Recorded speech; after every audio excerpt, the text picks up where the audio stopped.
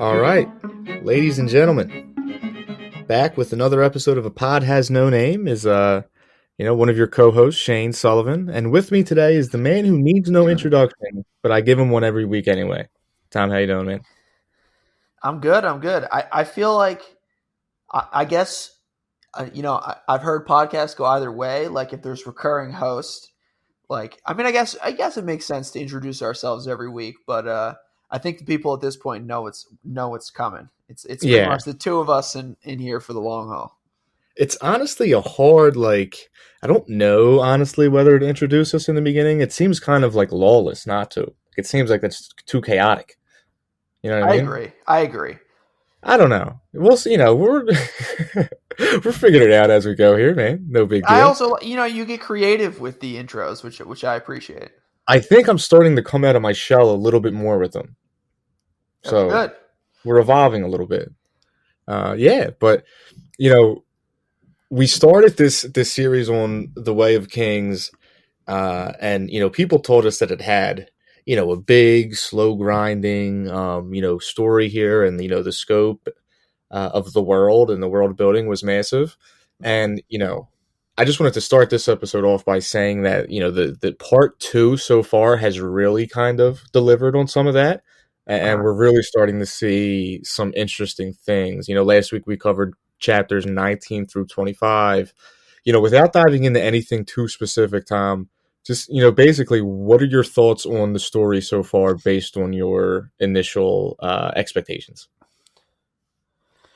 Yeah, so this is certainly, and I guess my expectations going into this kind of match this, but this is certainly a fantasy epic, right? And kind of Yeah. in the same tone and ballpark of Game of Thrones, where we're spending a lot of time um, on character development, on the political, moving the chess pieces around the political proverbial chessboard, and then we're getting bits and pieces of action and through this point, like introduction to things that we might see further along in the story. But it's certainly been and has reminded me of kind of like the first third or two-third of most Game of Thrones books.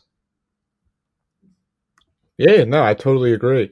Um, on epic, epic in all meanings of the term. The reason I brought that up and kind of just the intro here is I just wanted to start this episode off. We had a comment on one of our older episodes, not older episodes, a couple weeks ago, from when we were still on part one of the Way of Kings, and it was from the redditor Soulless Kara. Apologize if I pronounced that wrong, but they listened to our His Dark Materials podcast. And it seems like they have read this before, and they're kind of revisiting it now with us. Okay. But yeah, it's very cool that we have listeners who have come back not only for one series of books that we did, but now coming for another one. And Tom, I was looking at the numbers that we had for the podcast, and we're up to we have a decent surprisingly for some reason people listen to the podcast, which is great. And I just kind of wanted to take the time, since we probably do have a lot of new listeners with the Way of Kings and the Stormlight Archive, just kind of explain ourselves, just a little bit now that we probably have, with this series at least, a loyal listener base that's coming back every week. Tom, would you say that there's a ton, I think when we started this, I think the idea that I had is that there's not really a ton of, media content out there to be eaten up for books, right? Would you agree? Yeah, absolutely. I think one of the main influences for me is kind of like binge mode at the Ringer. Yeah. They do this sort of thing. They've done this sort of thing, but I think like you and I were and being kind of entrepreneurial, and we're looking to find a unique audience, and we're trying to Yeah. differentiate ourselves. So we kind of latched onto some series that after Game of Thrones that maybe people weren't talking about. But I think in doing that, we've kind of unlocked and found an audience which we really appreciate. And also I think we've kind of began to explore different elements and different types of books in the fantasy genre. Yeah, and now that we've done it even more, in terms of, content on the internet and with social media and, how things are with, TV shows and movies and, even like live TV nowadays, like you really have to go out of your way and find, pockets of communities on the internet for, content on, books. And I don't think that it's a dead medium or, an out of date medium. I just think it's underutilized, underappreciated. So, I hope that, I think me and Tom, our hope is that, we can provide and fill up some of that empty space in the book media landscape there, as well as talking about adaptions and things of that nature. But, you guys, the audience are really, what makes that possible. The best podcasts have a community. And I think the dream one day for us is to eventually, create, a community of listeners where, we can have, our own message boards while we're reading books and doing series and, make it more interactive that way and, really have it grow and, create our own little community here that can, have a much larger footprint than what we're currently leaving. Not that that's small, but, that's just the overall goal. So I figured Yeah, we would just start today's pod off with, addressing that a little bit. yeah, and one of the things that you kind of hit on there, and that we've tried to make a point of doing, um, has been to kind of post these things on Reddit, and Shane's done a really good job over the last few weeks. I've done a little bit worse of a job, but kind of reading all your comments and all your questions and feedback, and making that really a forum where you reach out to us and let us know how we're doing in one way, but you can also ask us questions or present us questions that we should consider on the next podcast. You can also email us at podhasnoname@gmail.com. But any and all type of content that you can provide to us, we'll try to be receptive and kind of make that a two-way street when you post it. And then, like you've kind of seen, we'll also do our best effort to incorporate that in our podcast episodes.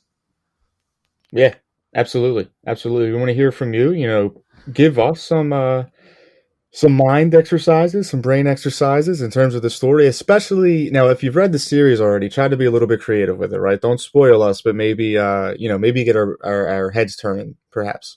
But yeah, with all that being said, we had some really good chapters this week. The first chapter we read was chapter 19. This was probably the horror video game fan in me really enjoyed this chapter. I thought this chapter was phenomenal. Dalinar having the vision. Yes. Tom, what were your, without, we can talk about what happened, the nitty gritty details, but, I just got like real, like alien-esque vibes from it, especially the description of the monsters, which is like right up my alley. That's got me written all over it. So I thought this chapter was awesome right off the rip. Yeah, for some reason, I don't know what it was. I could not kick the signs vibes from my mind, right? Signs, okay. Maybe like the fields, the grass fields. I think it was partially that. I think it was that the creatures in this chapter, it sounded like to me that they were kind of driven off of their senses primarily, like their hearing and or smell. And they might be blind, similar to, I think that's what the situation is inside. Or no, maybe A Quiet Place is another one that's kind of similar there. But that kind of trapped in a house, sensory deprivation on the alien side. I was really getting flashbacks to multiple things, and this was a really interesting and kind of totally out of, at least from what we've read so far, kind of like totally out of character and out of realm for this book. Yeah, and well, honestly, this is the thing with fantasy, like the fantasy genre that I love the most, is that, fantasy in and of itself is a genre, right? But, within fantasy, there's going to be, like with mostly any book, there's going to be subsections of other genres, right? Game of Thrones had a little bit of horror, a little bit of like, political drama, a little bit of like, high, Lord of the Rings level fantasy even. And The Way of Kings so far has kind of checked off all of these boxes too in terms of subgenres, and now we get a little bit of horror added in as well. So that's what I really love about these big epic style fantasy books is that you get a lot of different styles, right? So I definitely enjoyed that, and I think it was just well done in general. From the point of view of it being a vision, like he doesn't know who these people are. He has this like woman and child, who looked at him as like husband father. He doesn't like know them, and he keeps calling the lady woman. It's just why do you keep calling me woman? Um, so it's interesting, and I wonder, we don't know yet, but if there's any rhyme and reason to why he sees the visions through the people that he does. Like, was this individual important at all, or he was reenacting, not reenacting, but he was in control of them, fighting in stances that he would fight in real life. Uh, and I just wonder if this is kind of more so, is he like living through someone that actually experienced this, or is he kind of seeing his own version of these events? You know what I mean? Yeah, I guess it's are we going to take the Adeline criticism of it and say Yeah. these things are totally unrelated, or are we going to believe Dalinar and try to glean and foreshadowing from these passages? I mean, these are things that potentially these are threats that we're going to see down the road, and why Dalinar is being led to kind of unify. Like maybe there was a cataclysmic event that happened, because I think that it's pretty clear here that this happened like significantly in the past. Oh yeah. Uh, so maybe there was a cataclysmic event with these creatures, and they're going to have to unite their armies to fight against it, and that's the message that's being passed. I think he's just getting bits and in my opinion, I believe Dalinar and I believe in the visions, but that he is getting bits and pieces of foreshadowing and information and trying to connect all these puzzle pieces from all these different perspectives as he goes into these kind of these deep visions. Yeah, and let's talk about too. We started off with the prologue, right? With the heralds. Mm-hmm. And from what we've known about the story is, we know that the heralds kind of had abandoned Talonal, I think was the name of the herald that was kind of left to desolation. And these other heralds just kind of, walked away from it all. And they left the Knights Radiant in charge, who we meet in this chapter. We can talk about in a second. But in terms of, the little history that we know, the Knights Radiant, I guess served their purpose and were, did what they were supposed to do in terms of fighting off, the Voidbringers and the Desolations for a while. But eventually, I guess the corruption and greed of humanity, or whatever it might have been, took over, and that they kind of fell from grace to the point where I guess the Knights Radiant at one point ceased to exist in the 4,500 years that take place between the prologue and where we are now. And I guess that's kind of I guess that's basically it for the history. But at this point in the vision, the Knights Radiant seem like they're in full swing. They come out of the sky, and like I don't know if it seems like they just like, I don't know if they were transferred there or if they have like jetpacks. I don't think they had like, if they had a jetpack, or they just fall from the sky like superheroes. The whole thing was kind of nuts to me, but like in a good way, like in a and if you're going to put superheroes in medieval times with armor and shard blades, I'm basically, you don't have to convince me any more than that. But their entrance here was pretty ridiculous, right? Yeah, it was like some like you kind of threw out in our timeline here, but it was definitely some Mighty Morphin Power Rangers vibes, right? Yeah, yeah. Or just general, or just like some Thor vibes, just kind of like flying in from outer space and punching the earth, and like, all right, time to fuck some shit up. Yeah. Superhero landing on one knee. That's right. For all the Deadpool fans, that definitely happened. Now we found out a couple tidbits about them. The one thing, there's two interesting things. It sounded like that from what Dalinar could the information he could get, it seems like the land that he was in, or the area that he was in, was either what used to be like ancient day, the Shattered Plains, or Mhm. somewhere near the Shattered Plains in ancient day. Also, that the Knights Radiant, where they train at, like where they become knights, is a place called Urathiri. Hmm. Urathiri is the pronunciation that I'm going with right now. Hmm. Um, and I wonder if that is a place in the Shattered Plains. Will he find like the ruins of Urathiri? Find Mm. out more about the Knights Radiant there. Like, I wonder if that's something that's in the Shattered Plains that while he's on this campaign, for war against the Parshendi, that he can find, and maybe there will be some relics or uh, carvings that could, tell him a little bit more about the visions, or maybe that'll make the visions become even stronger. That whole thing, I think those are two details to definitely keep an eye on, and bookmark in your mind for if we come across that later on. Very nice, and will do, will do. Yeah. Now it ends with the woman in the vision who was his the role of his wife in this vision.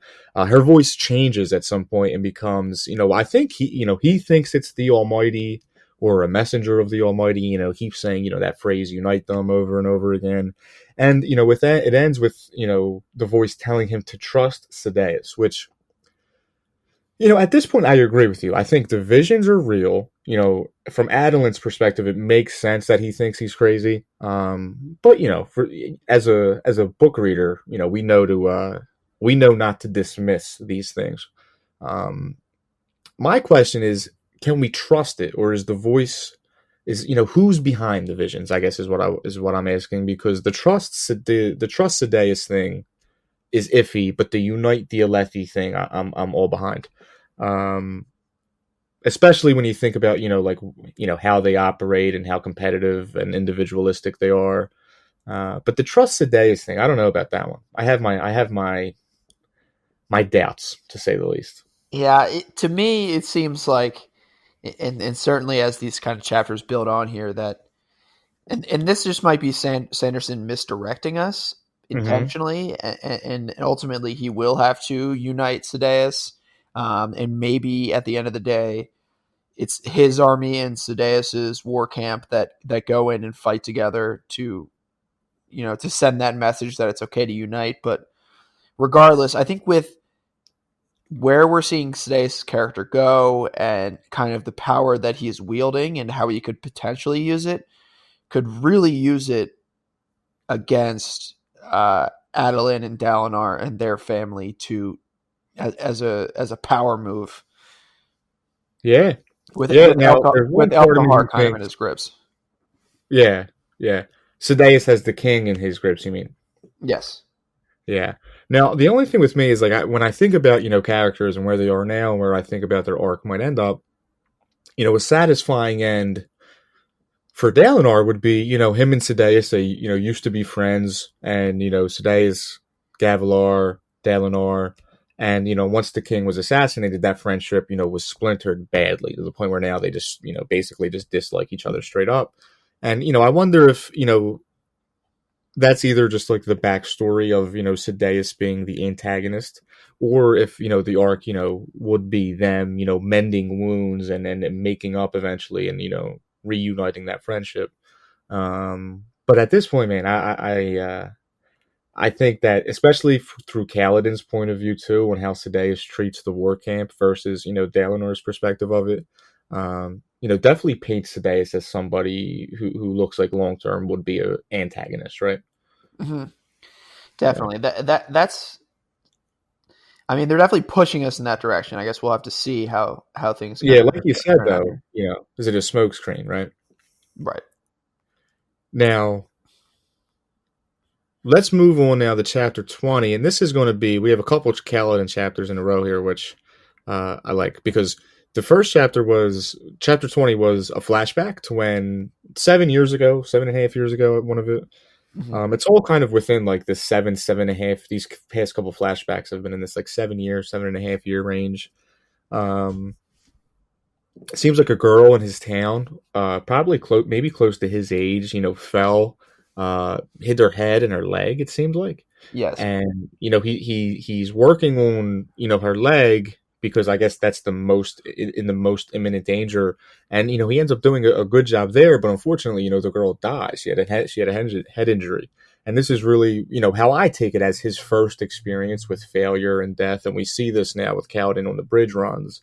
as the, his first couple chapters with him as the slave, with Sen and, uh, I forget what the one guy's name in his unit was in the very first chapter. Mhm. But yeah, I think this is probably his first experience, probably with that, and we kind of see it through his eyes.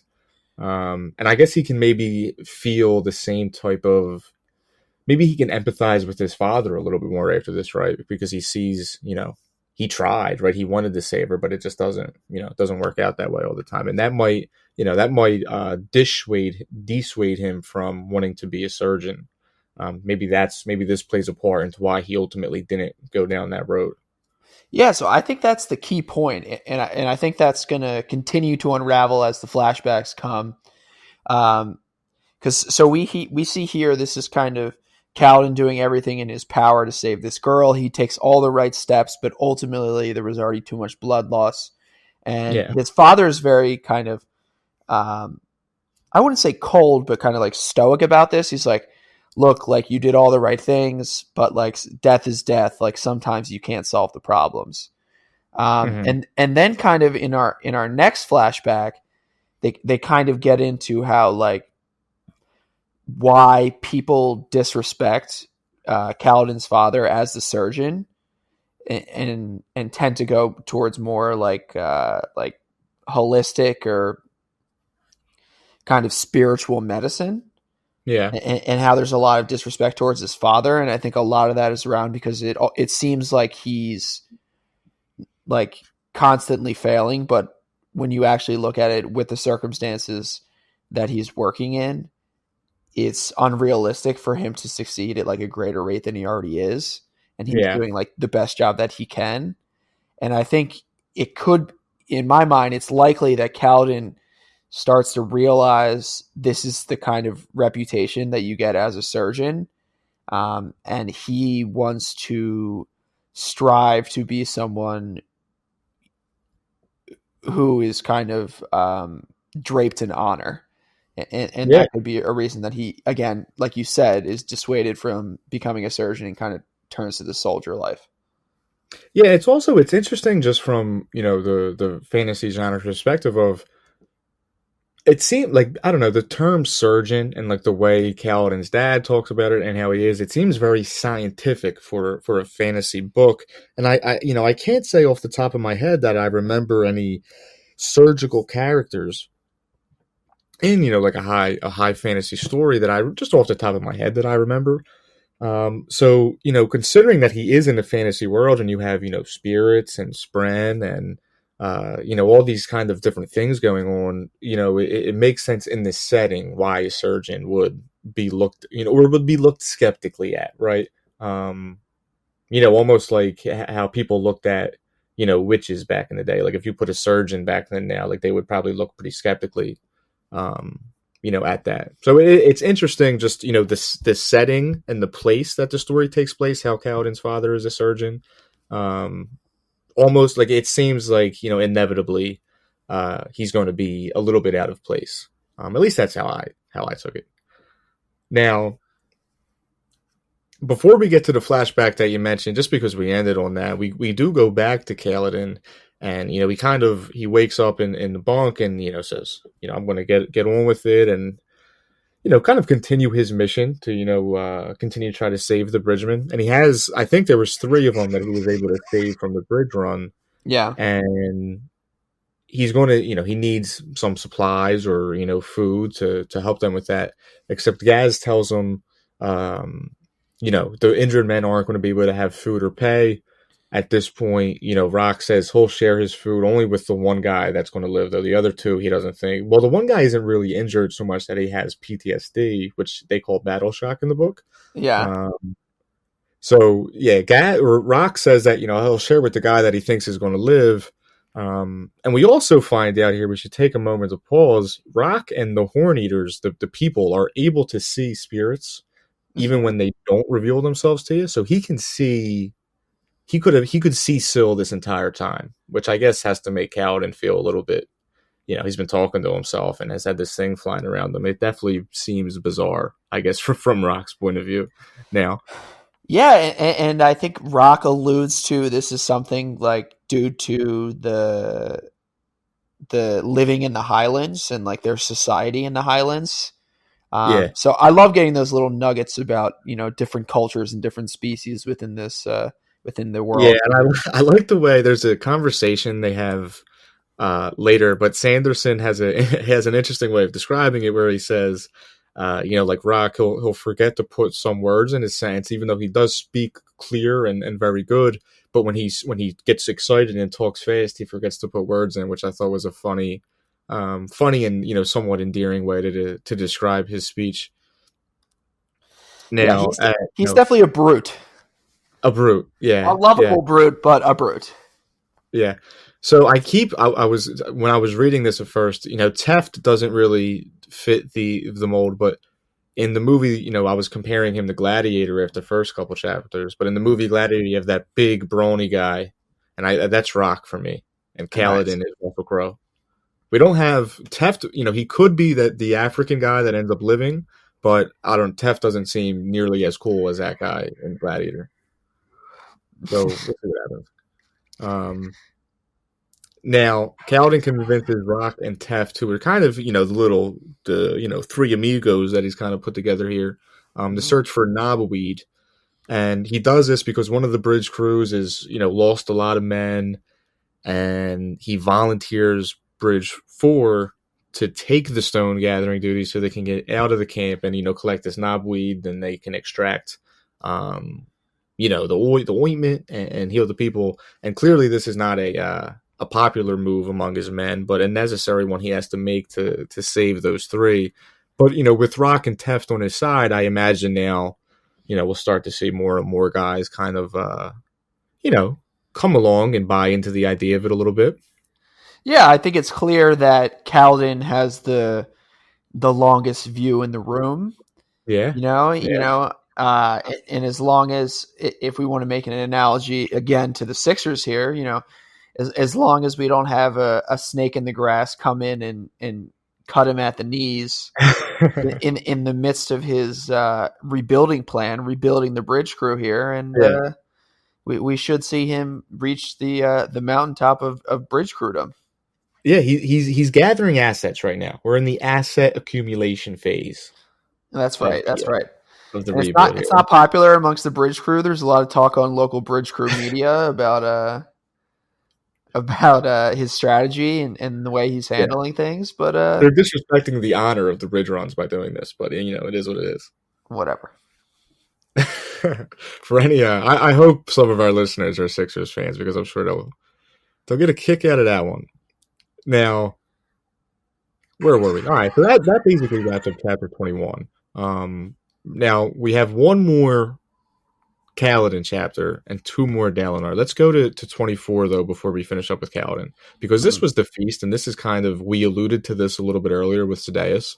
Um, they have this feast, and before we get to that, there's the king's wit is there in the beginning of the chapter, and as different high princes and ladies are entering the feast. I assume it's like a hall or like a makeshift hall, depending on what type of buildings they have built at this war camp.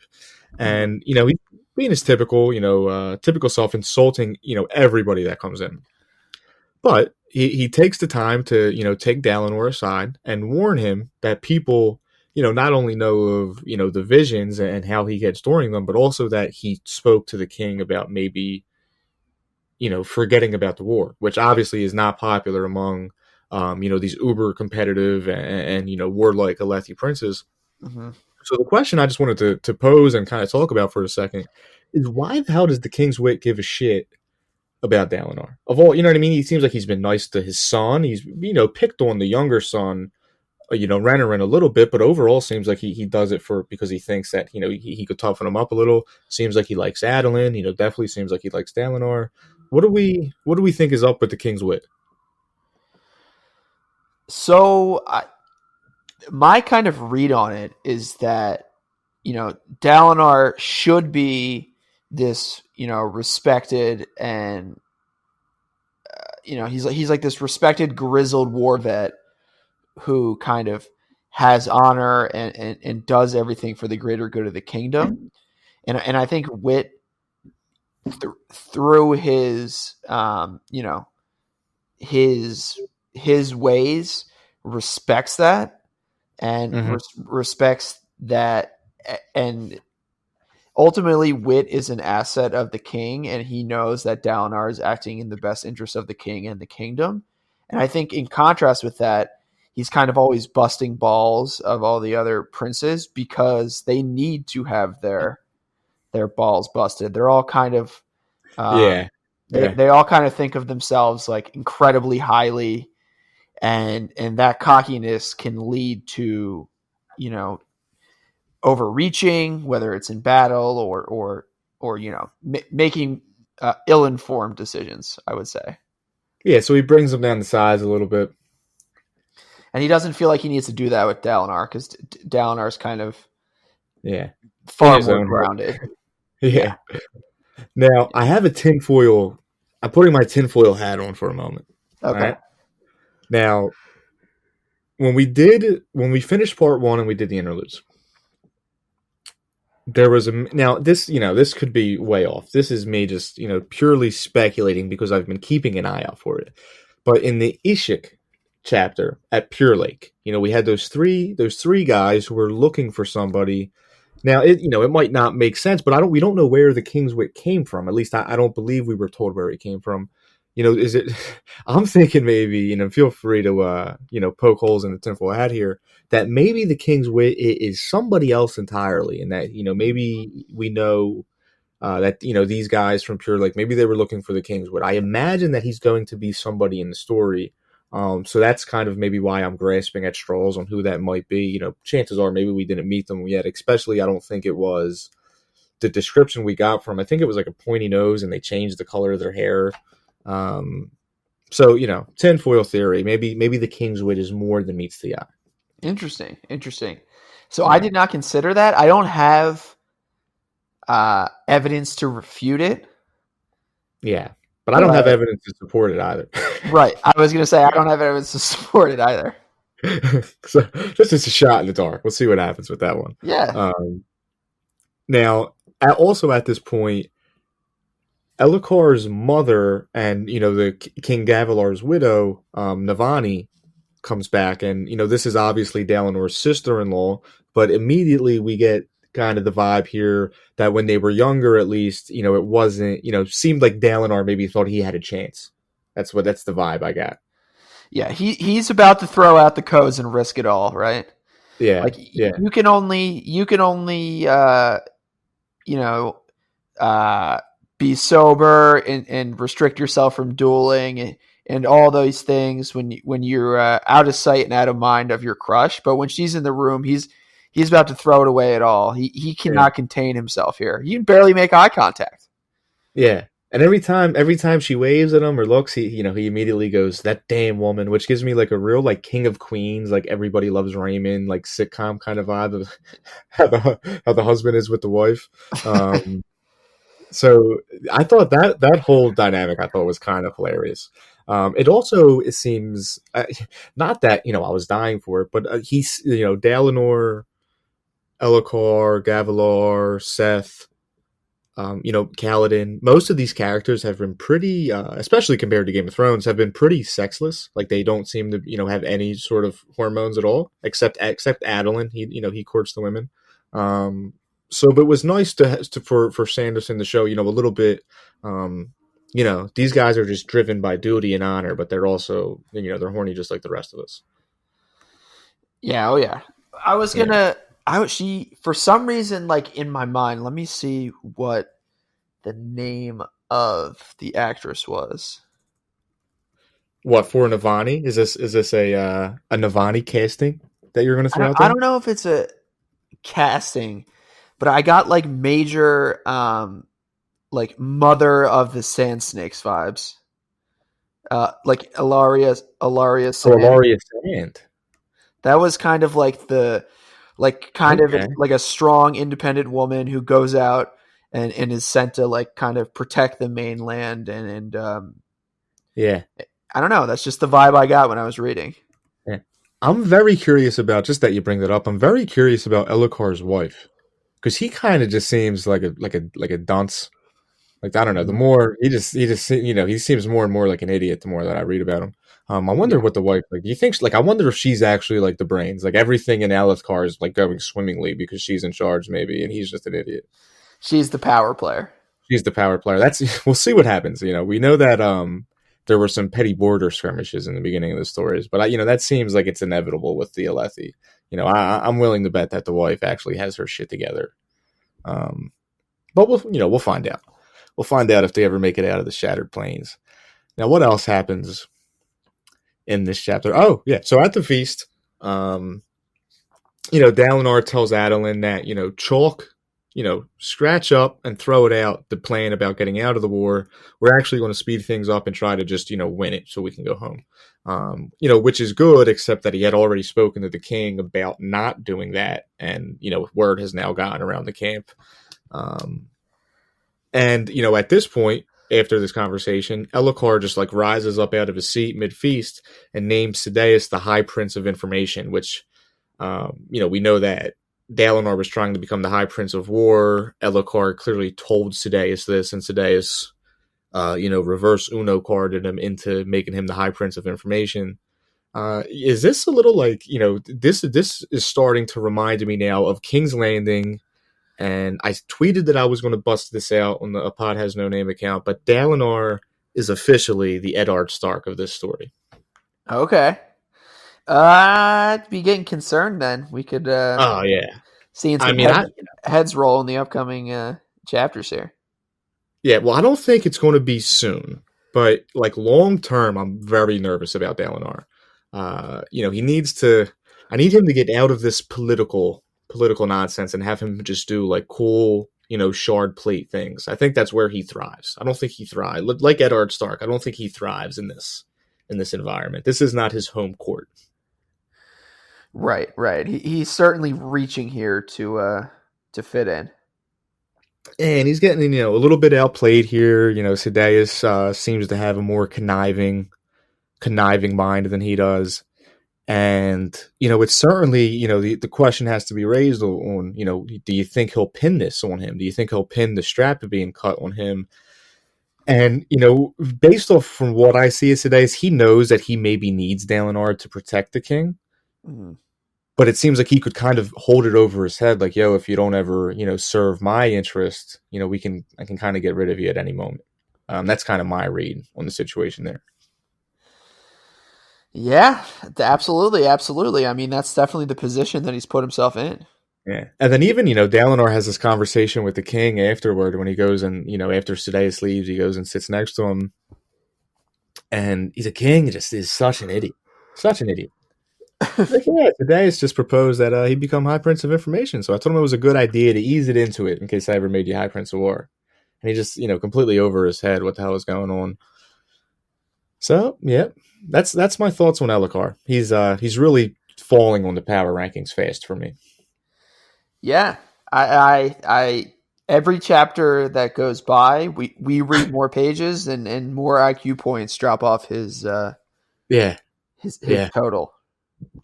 Yeah, really curious to see where the hell's that's going. Like, is he ever going to become like like a good king? We'll see what happens. I don't know. But this leads us to chapter 23 now, and this was the knobweed hunt, which I thought this was a very not only a wholesome chapter, but I like these reprieves and these breaks when you get some good like character to character interactions. Learn a little bit more about that character's personality and things of that nature.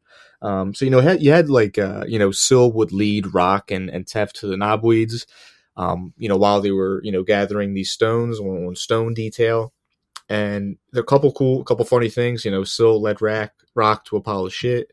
He didn't. I guess I think how they put it was that the Horn Eaters revere Sprenz, so like he can't like question her. He's like, oh, like this definitely means something, but she was just messing around with him.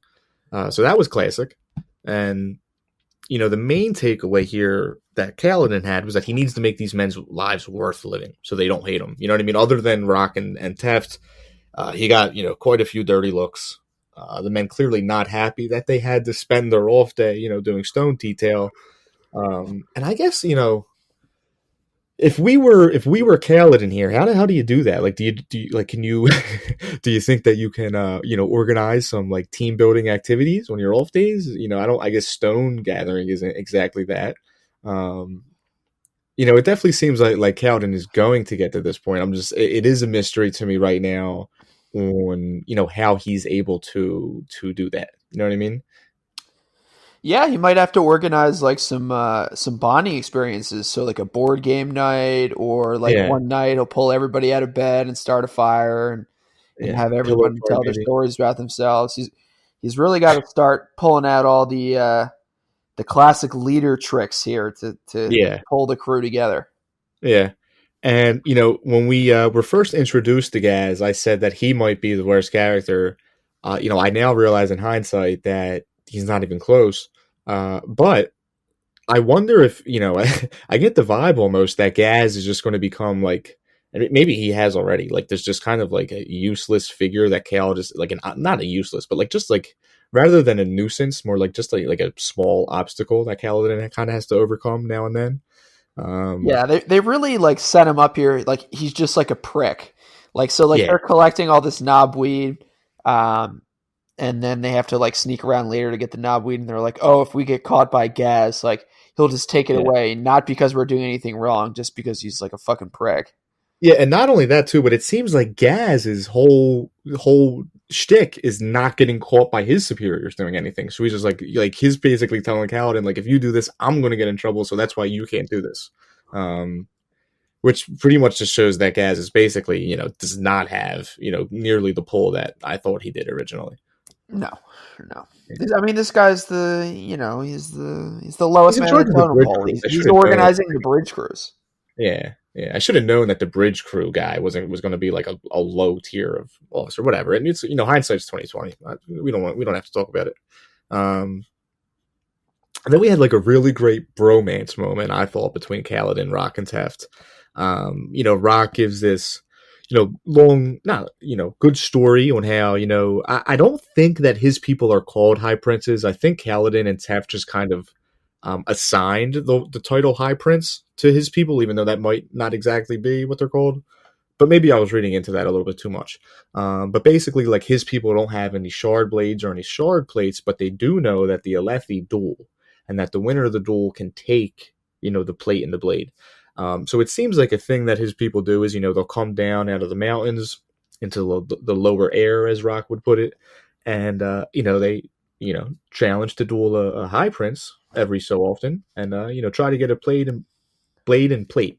And it seems like Rock's High Prince had a bit of a creative way of doing it, and he wanted to get Sadeas first to get the armor, and then fight somebody who had the blade.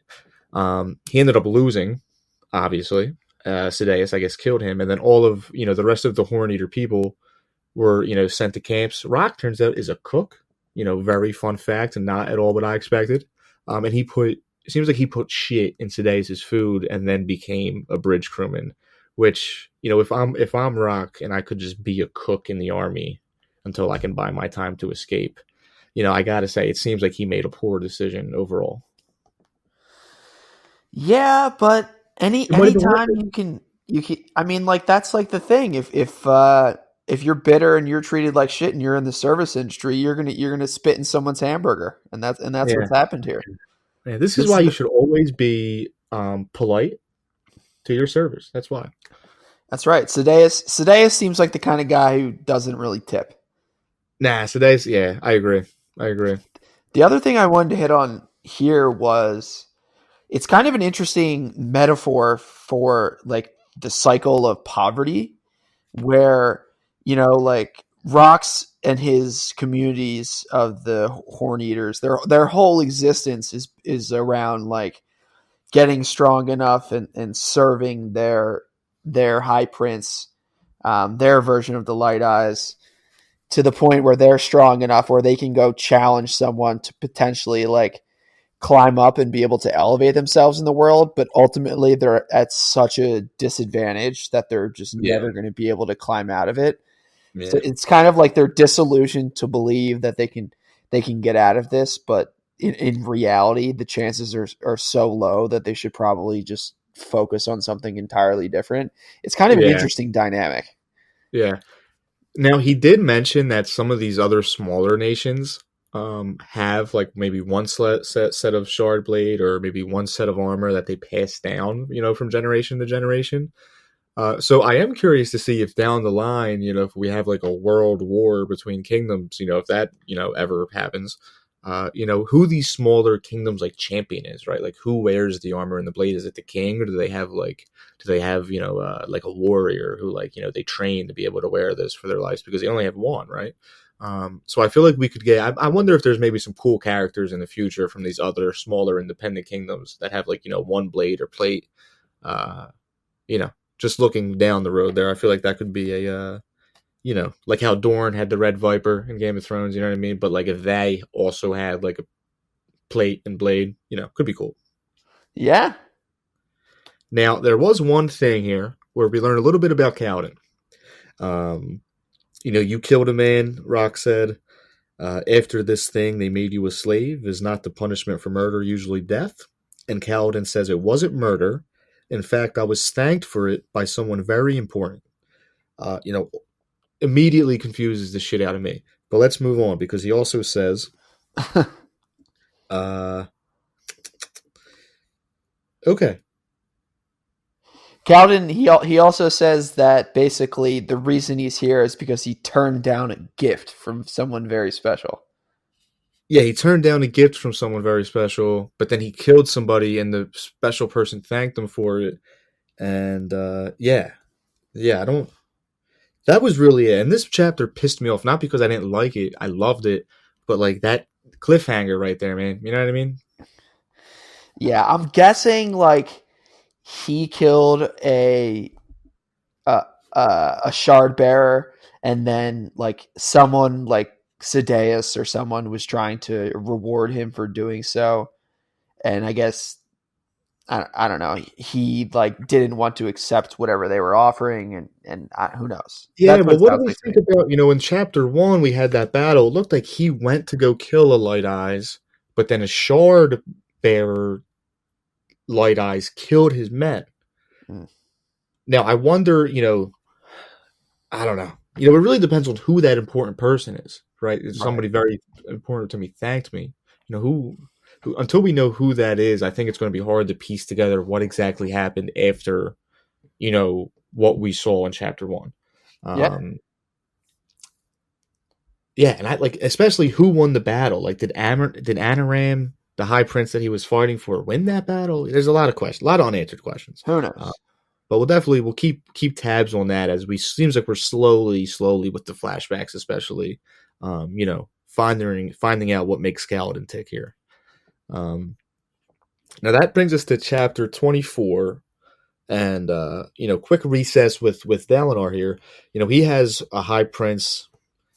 I was saying just like Rowan, maybe. Might need some help with that one. The I in the middle really throws me off. Mm, Um, Seems like he's one of the lower high princes, has the fewest gem hearts. Um, sad. yeah, yeah, bottom. I don't think Bottom it seems tier. bottom tier. Yeah, exactly. Now Dalinar said that he had good archers, which I guess if your strength is the archers, you can never actually get to the plateau to take it.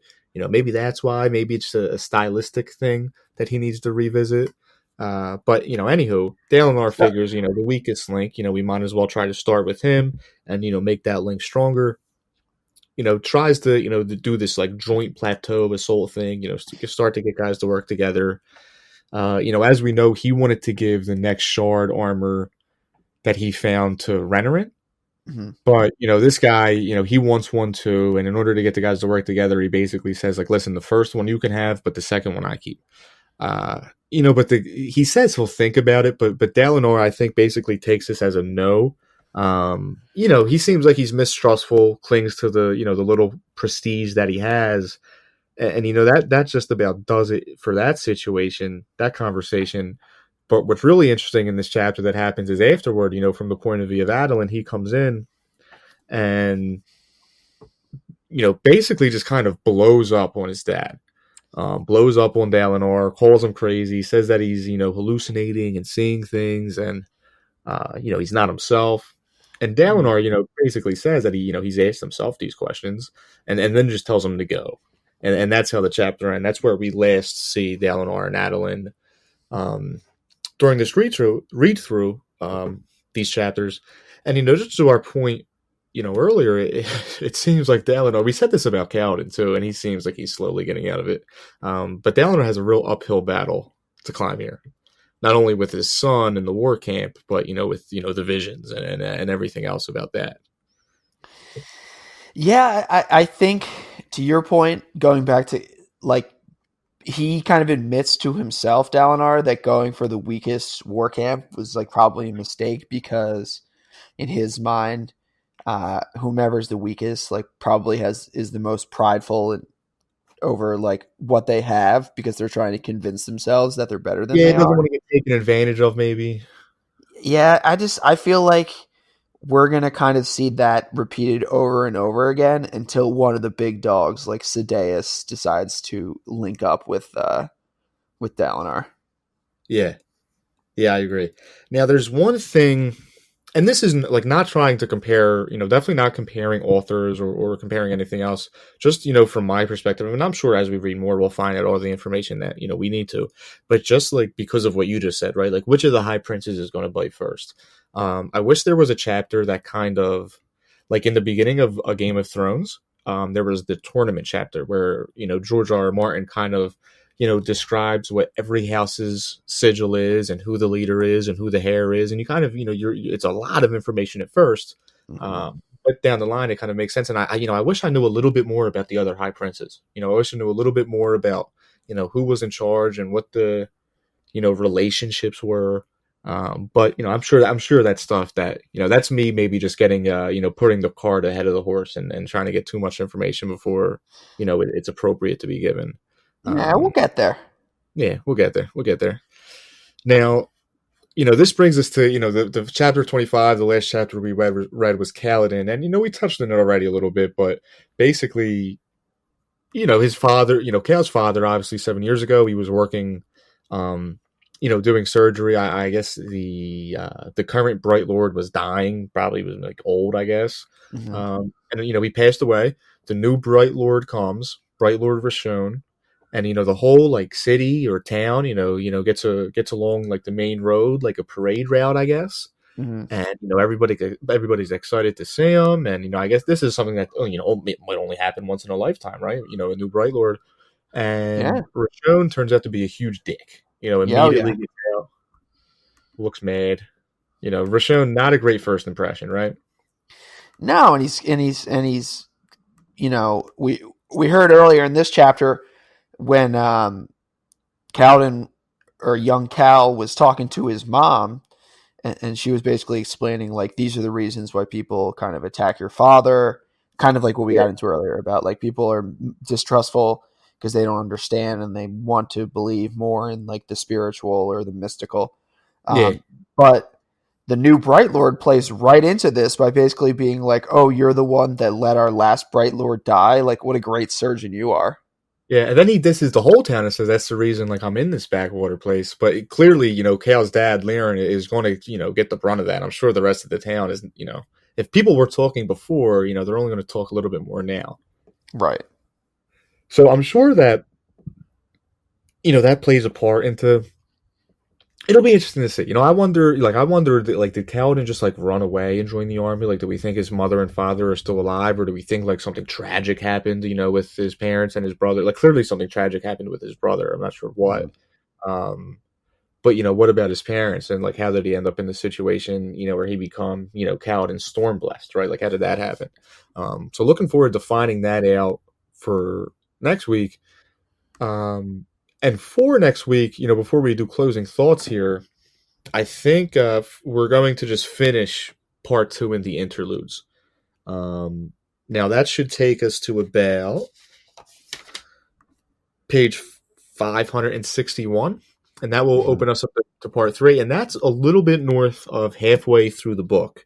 So I feel like a lot of the questions we had when we first started, over the next 100 and some change of pages, for next week, we should have, some more answers. So that's for next week. Do you have any thoughts, predictions, hot takes, tinfoil theory for the next, several chapters and interludes that we're going to be reading as we wrap up part two?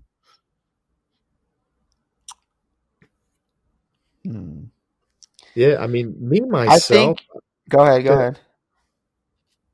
Well, basically, I'm just with Kaladin, I'm expecting um, part two to kind of end with him kind of having like Bridge Four under his command. The men look at him, as their leader, and I think that's how part two will end for Kaladin. For Dalinar, literally no idea because it seems like it's all going downhill so fast. Maybe part two will end with him, gaining the first step, taking the first step forward in this, uniting the Alethi campaign. Maybe it'll end with like the first joint plateau assault. Perhaps I'm that's gonna the go. idea. I'm gonna go the other way, and I think that we might see. I think we get resolution on whether Sadeas is making a move against Dalinar and his family, or whether he's truly someone to trust by the end of this part. Yeah. Now, I just had like I don't know why this just came to me, but I just had a thought that was a little bit heartbreaking. We've been saying for a while, the past two episodes really, that we're a little bit concerned about Dalinar and his future, especially after my Eddard Stark comparison to him tonight. Mm-hmm. Thinking about it now, it would be it would be a little bit more crushing if it was Adeline that ends up paying the price, right? If it was Mm-hmm. Adeline that maybe ends up dying, maybe because he's trying too hard to defend Dalinar and the family name's honor. Um, I don't know. It seems like Dalinar at least has kind of been brought up as this main character. I wonder if Adeline is actually the one we should be worried about, or maybe even Renarin. I don't know. The trio of them. We're worried about them all. Yeah, but I don't know. I've lived my life. I used to be a person who would trust that the narrator of the story, the POV, was going to stay alive for the whole thing. But I think we're what, like, this is, I've seen it like 3 or 4 different times in different series at this point. I think I mean, they're Sen. I thought Sen was going to be a staple, and he died at the end of the chapter we met him in. You know what I right, mean? right. Yeah, that was yeah, exactly. So I have no trust. I'm just ready to lean in and see Yeah. how they wrap this thing up. This is what these books have done to us. They've made us so untrusting, and paranoid. I feel like I'm Elokar.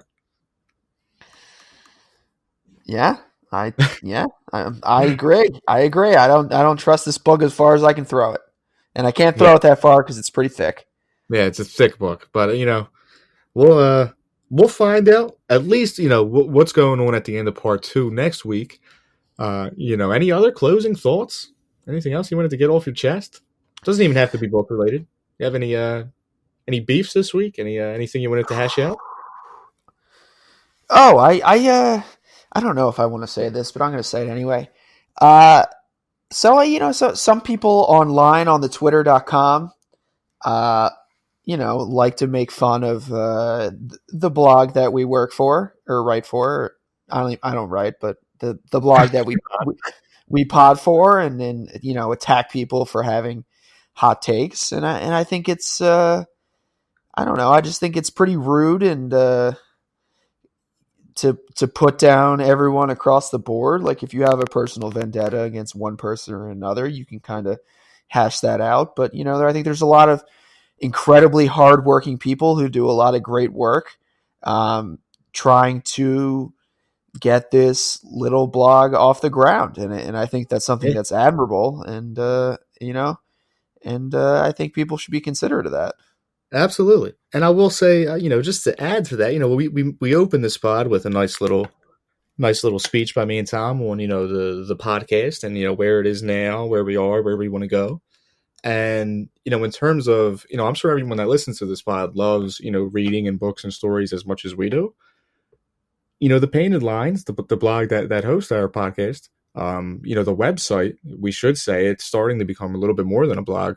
They give us the ability to do that. In terms of our branding and hosting the podcast.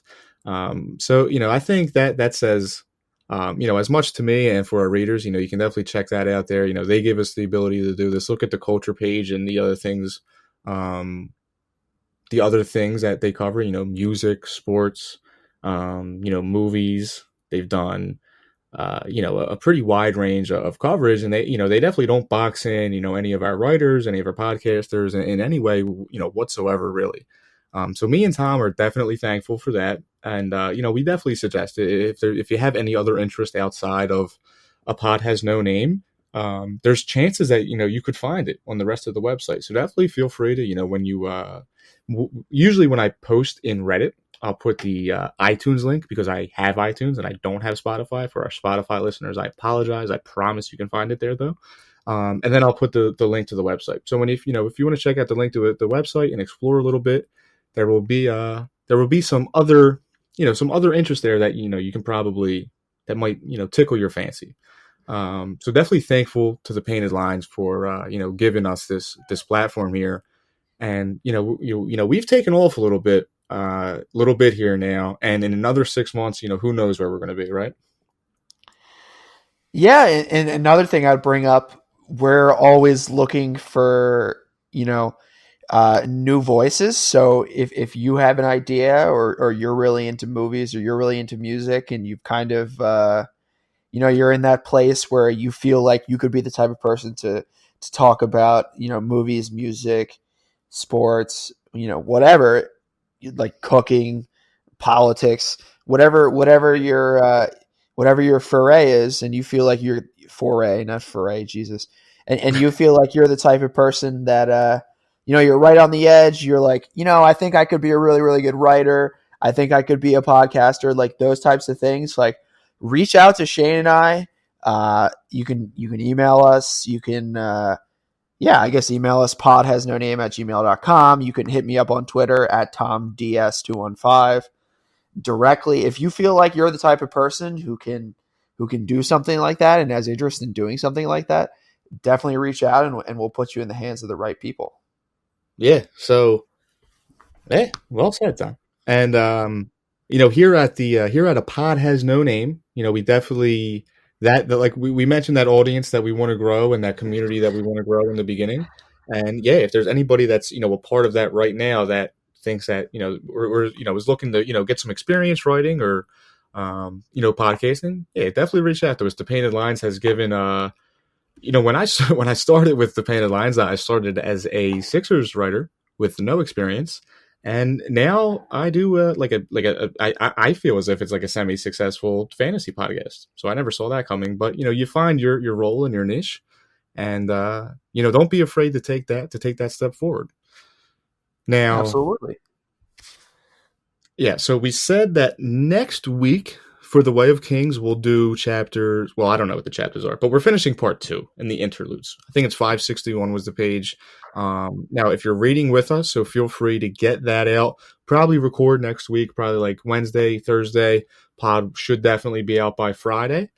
And then after that, we'll decide how deep we'll go into part 3 on the first episode. But like Tom said, feel free to send us, any type of, mailbag questions or any other types of interactions at podhasnoname@gmail.com. You can find this post in the Stormlight Archive Reddit page. We've been getting a lot of comments and interactions there, so there's definitely, other than me and Tom, other people that listen to the podcast that you can interact with and talk about the story with in those comments. And on Twitter too, at a pod has no name. Been trying to be a little bit more active with that one and grow a little bit more of a community there. But yeah, otherwise, it's been a pleasure. Appreciate you guys listening, and we'll see you next week.